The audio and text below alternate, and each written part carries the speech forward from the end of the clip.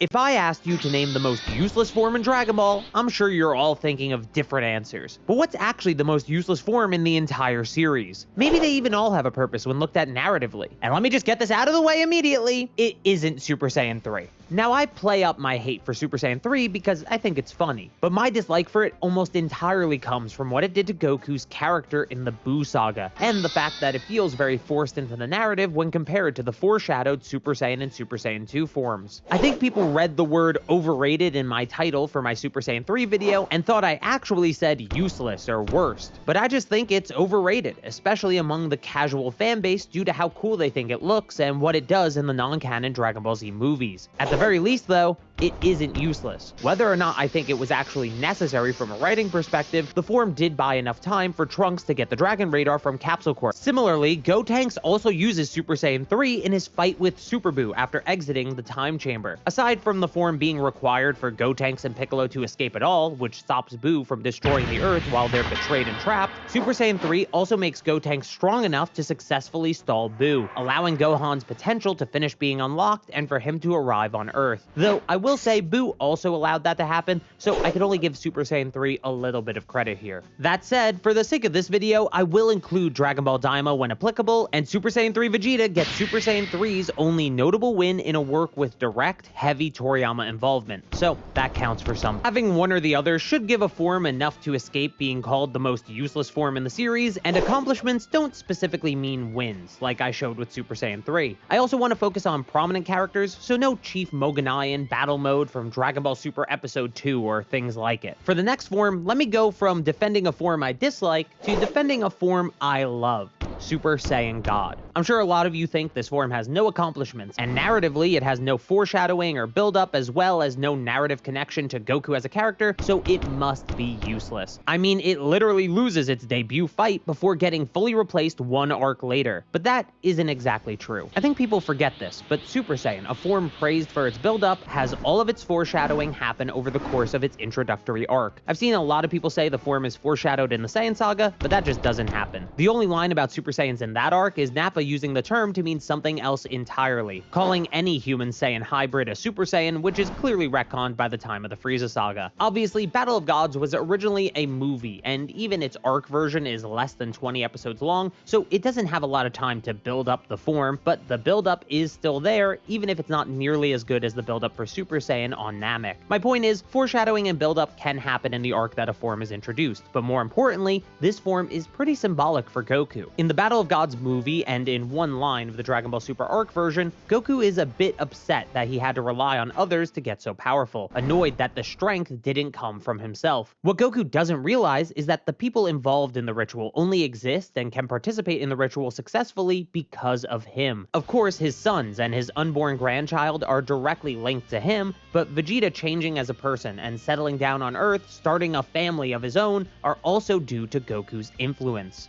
Goku's actions created a world where 5 other righteous Saiyans could even exist. So when they pour their hearts, not their power, into Goku, it's as if he's being given back what he gave to all of them so he can protect them from the God of Destruction. In Battle of Gods, the form successfully stops Beerus from destroying the Earth. There is a world where the form doesn't live up to Beerus' expectations, or it isn't possible to create at all, and he destroys the Earth right then and there. But the form growing stronger, allowing Goku to show off his tenacity, and even making Goku stronger in his base form to the point that he didn't need the transformation for the second half of the fight because he became one with it, is a pretty big accomplishment. Something that's also partially a narrative accomplishment is this form expanded the world of Dragon Ball by blowing open the power ceiling we previously thought to exist in Dragon Ball Z. Back to combat accomplishments though, in the manga, Super Saiyan God is used a good amount to give Goku and Vegeta incredible power boosts without using the same stamina as Super Saiyan Blue. They generally use the form to go in and out of Super Saiyan Blue, like in Goku's fight with Hit and Vegeta's fight with Goku Black. You could actually say it just fully replaces Super Saiyan 3, with the anime seemingly implying that Super Saiyan God is just more efficient than Super Saiyan 3 as well as Super Saiyan Blue. So its purpose as a powerful, efficient transformation fills the role that forms like Super Saiyan and Super Saiyan 2 had in late Dragon Ball Z. Speaking of Super Saiyan Blue, I know I need to mention it, but it's not really worth talking about for too long because it just isn't a useless form. It's been around too long and at the very least has been used to buy time or even just straight up win fights. It's a form that's pushed enemies to evolve in order to surpass it, and the form evolved in ways similar to Super Saiyan in the original manga. While I think it's fair to say perfected Super Saiyan Blue may have been a bit too short-lived, it served a purpose in the fight with Merge Zamasu in the Dragon Ball Super manga.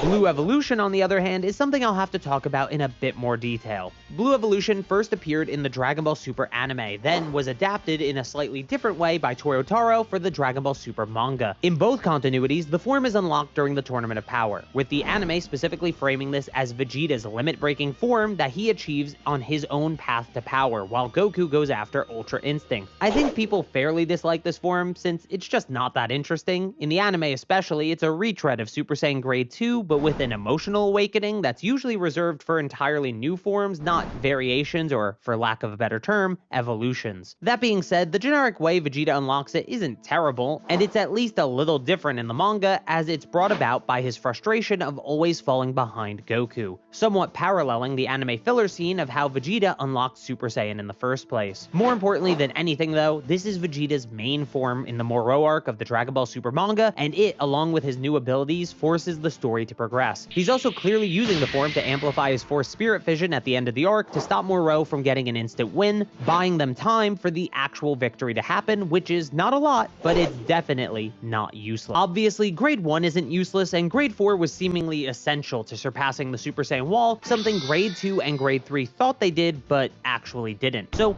let's talk about those two. Super Saiyan Grade 2 is a stronger version of Super Saiyan Grade 1, but it still has the same drawbacks as Super Saiyan Grade 1, like emotional instability, restlessness, and seemingly some amount of stamina drain. Grade 3 further exacerbates those issues and adds on the downside of slower speed, making it effectively useless in combat. While Grade 2 has the combat accomplishment of being able to beat Semi-Perfect Cell had it not been Vegeta fighting him, Grade 3 has nothing, right? Surely this is the most useless form in all of Dragon Ball. Well, I've always held the belief that Grade 2 and even Grade 3 exist to serve a purpose narratively. Goku has to find these forms just like Trunks and Vegeta did in order to see their flaws. They are a necessary stepping stone to surpassing the Super Saiyan Wall and overcoming what was thought to be the greatest power in the universe. So while Super Saiyan Grade 3's best accomplishment in battle is future Trunks using it as a distraction during his spar with Vegeta in the Dragon Ball Super anime, while we're talking about future Trunks, I'm sure most of you were expecting this one, Super Saiyan Rage, the form that appears out of nowhere with no explanation before or after its introduction and doesn't win a single fight. This form is anime exclusive and was probably made to sell merchandise, but it does